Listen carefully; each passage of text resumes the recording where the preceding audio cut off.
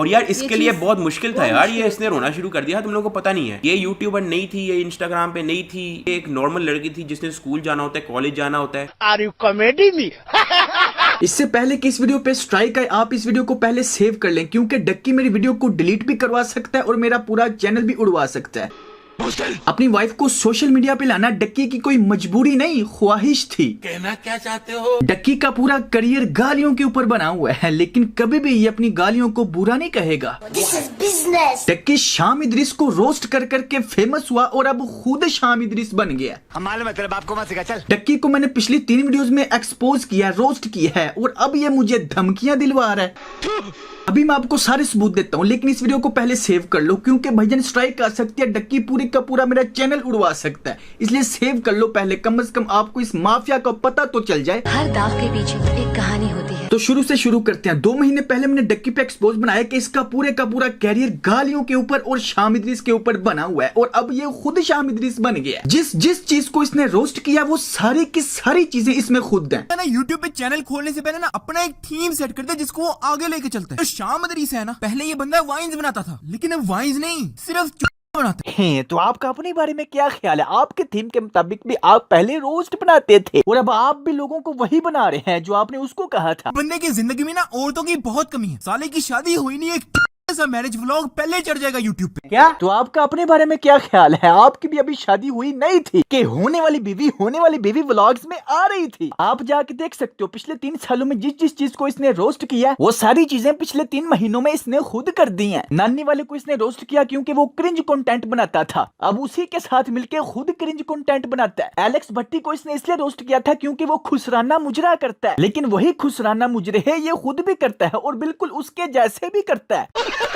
हाँ मुझे पता है, जस्ट फॉर एंटरटेनमेंट करता है। तो भाई एलेक्स भट्टी कौन सा मुजरे इबादत या नेकियां समझ के करता है? और इस एक्सपोज के बाद डक्की के इंस्टाग्राम पे लंबे वॉइस मेल आना शुरू हो गए और इनडायरेक्टली वो कह रहा था कि ये तुम्हारा रोस्ट फजूल है। उस सारी कन्वर्सेशन में मेरे रिप्लाई का खुलासा ये है कि मैंने कहा आप अपनी जगह ठीक हो, मेरा इख्तलाफ अपनी जगह ठीक है। और उसकी सारी कन्वर्सेशन का खुलासा ये था कि रोस्टिंग अब डेड है, फजूल है, टिकटॉकर दुश्मन बन जाते हैं, मेरी फैमिली है, अब तुम भी छोड़ दो, मेरा मशवरा ये है कि तुम भी व्लॉगिंग शुरू कर दो। अच्छा अरे यार डक्की, जब तुम दूसरों पे अब्यूज वर्ड यूज करते थे तब तुम्हें नहीं था पता कि फ्यूचर में मेरी फैमिली भी हो सकती है। बंदा ऐसा कंटेंट दे ही क्यों, ऐसी बातें करे ही क्यों जिस पर बाद में खुद उसको पछताना पड़े? बात यह नहीं है, हर बंदे से गलती हो जाती है। अच्छी बात है इसने लोगों को गालियां देना छोड़ दी, लेकिन मुद्दा ये है कि ये कभी भी अपनी उन गालियों को, वल्गर लैंग्वेज को, अब्यूज वर्ड्स को गलत नहीं कहेगा। उल्टा इसने अपनी गालियों को पूरी एक वीडियो बना के डिफेंड किया हुआ है, जैसे ये कोई मुफ्ती है और फतवा दे रहा है कि भाईजान गालियां निकालना एक नेकी है। गैरत बनाने वालों की तरफ से आपके लिए भी पेश खिदमत है 36 इंच की मल्टीप्लेक्स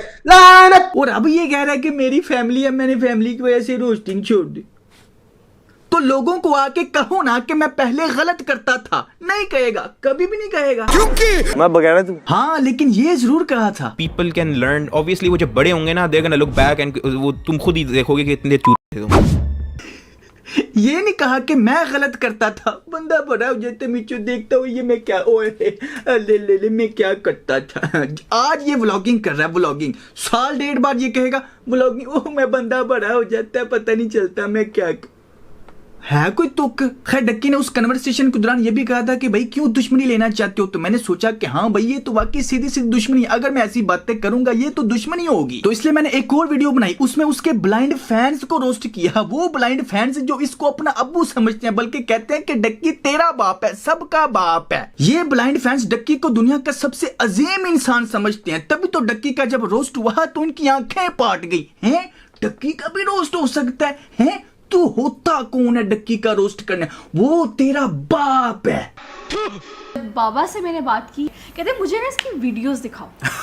तुम लोग मेरी जगह होते तो तुम लोग इस वक्त दुनिया के सबसे शरीफ इंसान बन चुके होते। बन गई। मैंने कहा तुमने दिखाई कौन सी वीडियो थी? होपफुली तुमने कोई शरीफ वीडियो दिखाई होगी। हाँ, शुक्र है तुमने तो ब्लॉगिंग शुरू कर दी हुई थी, तो मैंने ना ब्लॉग दिखाया उनको। तुम्हारा तो छोटे भाई वाला कोई फर्स्ट शादी भी लड़की के बाप को धोखा दे के की। बाप को पता ही नहीं कि ये कितनी गंदी गंदी गालियां देता है। ऐसे कैसे चलेगा दीदी? बाप को बस इसके व्लॉग्स दिखाए ताकि बाप मान जाए। अब ये व्लॉगिंग इसीलिए कर रहा है ताकि लोग मेरी बेगैरतियों को भूल ही जाएं। बात ये नहीं है कि ये पहले क्या था अब क्या है, हर इंसान बदलता है। बात तो यह है कि जो ये पहले था उसको गलत क्यों नहीं कहता, नहीं कहेगा, क्योंकि ये जो 3 मिलियन लोग हैं ना, ये गालियों की वजह से ही आए हुए हैं। ये जो व्लॉगिंग का बड़ा शरीफाना महल तुमने बनाया हुआ है ना, ये बना गटर पे ही है, छप्पड़ के ऊपर, गंदगी के ऊपर, लेकिन मजे की बात कभी भी एक्सेप्ट नहीं करेगा।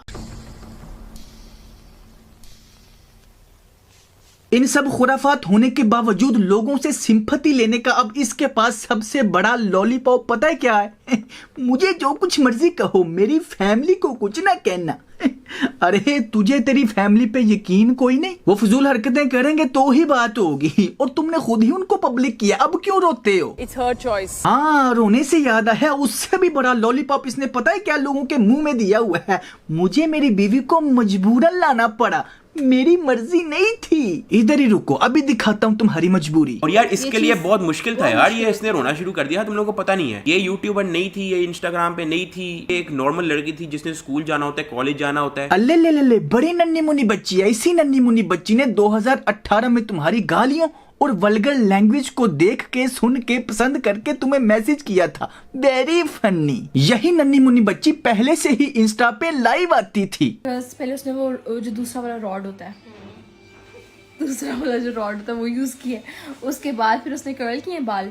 और इसी नन्ही मुन्नी बच्ची की फैमिली पहले से ही यूट्यूब पे है, जहाँ पे इस नन्ही मुन्नी बच्ची का भाई अपनी बहनों के साथ शुगल मेले लगाता रहता है। भाई सिंपल सी बात है, आपकी बीवी कोई पर्दा नहीं थी करती, जिसको लोगों ने एक्सपोज कर दिया और आपको बड़ा दुख हो रहा है। आपकी बीवी ऑलरेडी सोशल मीडिया पे थी, बस लोगों ने आपके दिखाने से पहले ही दिखा दिया, बस ये हुआ है। लेकिन उससे पहले जब मैंने इसको नहीं शो किया हुआ था, तो कुछ लोगों ने इसकी वीडियोस वगैरह बनाई, कुछ लोगों ने गलत एजम्पशन लगाए, और लोग, मजे की बात ये है वो ये लड़की थी भी नहीं है। अगर वो ये लड़की नहीं थी तो फिर क्यों कह रहे हो कि तुम लोगों की वजह से मुझे अपनी बीवी को पब्लिक करना पड़ा? अरे भाई वो ऑलरेडी पब्लिक थी, तभी तो लोगों ने उसको दिखाया। मेरी भी शादी हो चुकी है, मेरी बेगम घर में बैठी हुई है, लोग उसको कैसे पब्लिक कर सकते हैं? तो डकी ने जिस हाथ को हाथ में लिया हुआ है, उस हाथ के नेल पेंट को ध्यान से देखें, और अब इस लड़की को बिल्कुल ध्यान से देखें जो कि इंस्टा पर लाइव जा रही है। तो दोस्तों ये है डकी भाई की होने वाली बीवी। अच्छा, आप सोच रहे होंगे वो कैसे? तो दोस्तों क्योंकि नेल पेंट बिल्कुल सेम है। सिर्फ ये ही नहीं, मजीद बताता हूँ। चलो चलो चलो। और अब इस लड़की के सूट डिजाइन की तरफ देखें। ऐसा ही डिजाइन वाला सूट इस वीडियो में लड़की ने पहना हुआ है। दोस्तों हमें तीर थोड़ी ना मारना है, आपके भाई ने पूरी जासूसी की हुई है। अब इस वीडियो वाली लड़की का नाम सुनो। अच्छा क्या कह रहे हैं?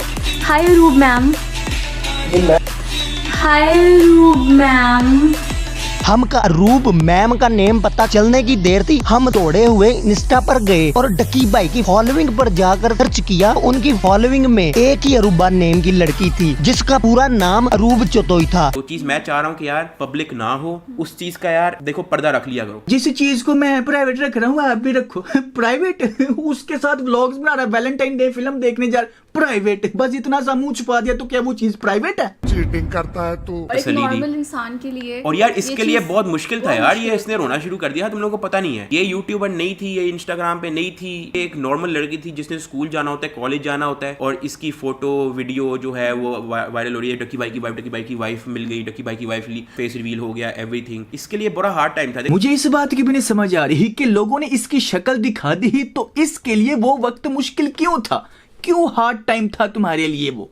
इसकी सिर्फ एक ही वजह हो सकती है कि ये पर्दा करती थी, लेकिन ये तो पर्दा नहीं थी करती, तो फिर भाई क्यों इसके लिए वो वक्त मुश्किल था? लेकिन शुरू में मेरा प्लान नहीं था कि मैं इसका फेस रिवील करूं, दूर दूर तक प्लान नहीं था। वो तुम लोगों ने जो है मुझे एक तरह से जो है फोर्स कर दिया कि मुझे अब उसको वीडियो में इंट्रोड्यूस करना पड़ता है। चलो मान लेते हैं कि आपको आपके फैंस ने मजबूर किया, फोर्स किया, तो अगर वही फैंस आपको कहें कि यार डक्की भाई, वो जिस तरह आपने एलेक्स भट्टी वाला मुजरा किया था और जिस तरह वो सरेआम मुजरा किया था, अब आपकी शादी हो चुकी है तो इस दफा अपनी बेगम के साथ वो मुजरा करके दिखाओ, कर दोगे? क्योंकि आपके नजदीक ये चीजें गलत नहीं, तो फिर करो, करके दिखाओ। और लोग पता है नीचे कमेंट्स में क्या कह रहे हैं? तुम जैसे ठड़कियों की वजह से ही उसको अपनी बीवी सोशल मीडिया पे लानी पड़ी। वो नहीं है इस तरह की, उसका ताल्लुक नहीं होना था सोशल मीडिया से, तो इस पे बहुत ज्यादा गुजरी ही। फिर मैंने इसको एक बात समझाई, तो मैंने इसको कहा कि यार तुम एक काम करो, ज्वाइन मी, तुम अपना इंस्टाग्राम बनाओ, तुम भी एक यूट्यूबर बन जाओ। हाँ ठीक है, मान लिया कि लोगों ने गलत ही किया उसको एक्सपोज करके, लेकिन क्या आपके पास दूसरा यही ऑप्शन था कि आप उसको डेली व्लॉगिंग में ले आओ? एक मिसाल है, इमरान खान की बेगम पर्दा करती है, कल को कोई उसकी बेगम को एक्सपोज कर दे, यानी कि उसकी शक्ल दिखा दे, तो इमरान खान के पास यही ऑप्शन बचता है कि वो अपनी बेगम को सियासत में ले आए। किसी सेलिब्रिटी की कोई गंदी वीडियो लीक हो जाती है तो उसके पास यही ऑप्शन है कि वो अगले दिन से हर रोज गंदी वीडियो बना के खुद लीक करना शुरू कर दे। अरे भाई क्यों लोगों के मुंह में लॉलीपॉप दिया हुआ है? सीधी तरह कहो मेरी अपनी ख्वाहिश थी, सिंपल, क्या कह लेंगे लोग तुम्हें? कंट्रोल। लेकिन नहीं भाई, हर तरह की आवाम को घेरे रखना है, सिंपैथी लेनी है, लोगों को ये जतलाना है कि ये सब कुछ आपकी वजह से कर रहा हूं। लोग भी आगे से कहें क्या भाई, डक्की भाई जिंदाबाद जिंदाबाद। अब मुझे लग रहा था कि सिर्फ मैंने ही इस बतख को एक्सपोज करने की हिम्मत किया, लेकिन कुछ दिन पहले मैंने ट्रेंडिंग पे एक वीडियो देखी, उस बंदे के भी सारे के सारे फैक्ट लॉजिक के साथ हैं। तो कंक्लूजन, स्क्रिप्टेड कंट्रोवर्सीज ये करता, यूट्यूबर्स को थ्रेट ये बंदा देता, अपना रोस्टिंग का स्क्रिप्ट लोगों से ये बंदा लिखवाता, दूसरे यूट्यूबर्स का कंटेंट ये चोरी करता, अपने व्यूअर्स को स्पॉइल ये बंदा करता, क्रिंज कंटेंट ये बनाता, पाकिस्तान की सपोर्ट में वीडियोस बनाने से ये बंदा डरता, अपने कंटेंट में गंदी गालियां ये देता, कैनेडियन पाकि यूट्यूबर्स और कैरी मिनाटी के ये उठाता, दूसरों की वाइफ को जलील ये करता, जब इसकी वाइफ को कोई जलील करे तो रोने लग जाता। जिन जिन चीजों पर ये लोगों को जलील करता, आगे जाकर खुद वही चीज करता।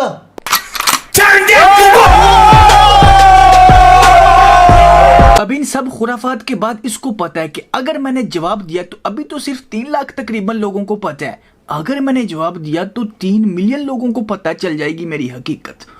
हो, इसलिए क्या बात, ये बात है। और वैसे भी इसके पास जवाब है ही कोई नहीं, इसके पास सिर्फ गालियां, इसीलिए ये मुझे दूसरे तरीके से चुप कराना चाहता है। इसीलिए अब ये मुझे नदीम नानी वाले के जरिए धमकियां दिलवा रहा है। आप इस नदीम नानी वाले के मैसेज में साफ पढ़ सकते हैं कि ये कह रहा है कि 30 जून तक डक्की के रिलेटेड वीडियो डिलीट कर दो वरना मैं तुम्हारे खिलाफ सख्त एक्शन लूंगा। 1 साल पहले याद है मैंने नदीम नानी वाले के ऊपर एक्सपोज बनाने को कहा था और इसने स्ट्राइक भेज दी थी। इसने मेरे मेन चैनल की 3 वीडियोस इकट्ठी डिलीट करवा दी और कहा कि अगर तुमने एक्सपोज बनाया तो मैं मजीद स्ट्राइक भेज के तुम्हारा चैनल ही डिलीट करवा दूंगा। तो भाईजान इसके पास यूके की सिटीजन है और यूके के लॉ के मुताबिक ये डिलीट करवा सकता है और इसने यूट्यूब के ऊपर अपने रिलेटेड सारे एक्सपोज डिलीट करवा दिए हैं। और जब नदीम नानी वाला मेरे साथ ये कर रहा था तो मैंने डक्की को कहा था कि यार ये मेरे साथ क्या कर रहा है, कोई हल है तो बताओ, लेकिन डक्की ने नहीं बताया। और अब डक्की को पता है कि नदीम नानी वाले ने 1 साल पहले मुझे डरा धमका के अपने मामले को दबा दिया था और अब नदीम नानी वाला ही मेरे मामले को दबा सकता है, इसको डरा सकता है, धमका सकता है,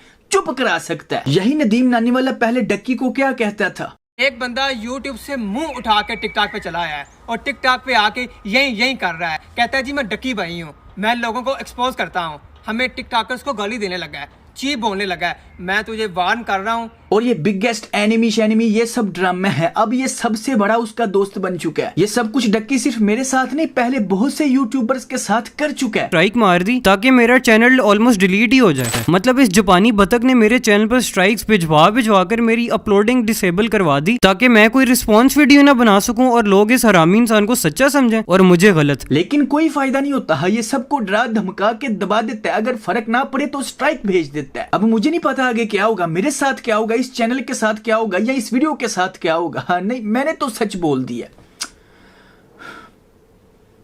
अभी भी अगर लोग अंधे हो जाएं, अंधे। अब मेरे पास 2 ही रास्ते थे, पहला कि 30 जून से पहले डर के दब के वीडियो डिलीट कर देता और लोग ये समझते कि मैं झूठा हूं, डक्की सच्चा है। और दूसरा रास्ता ये कि मैं सबके सामने आके इनकी सच्चाई बताता, जो अब मैंने कर दी है। अब देखते हैं क्या होता है, जो करना कर लो।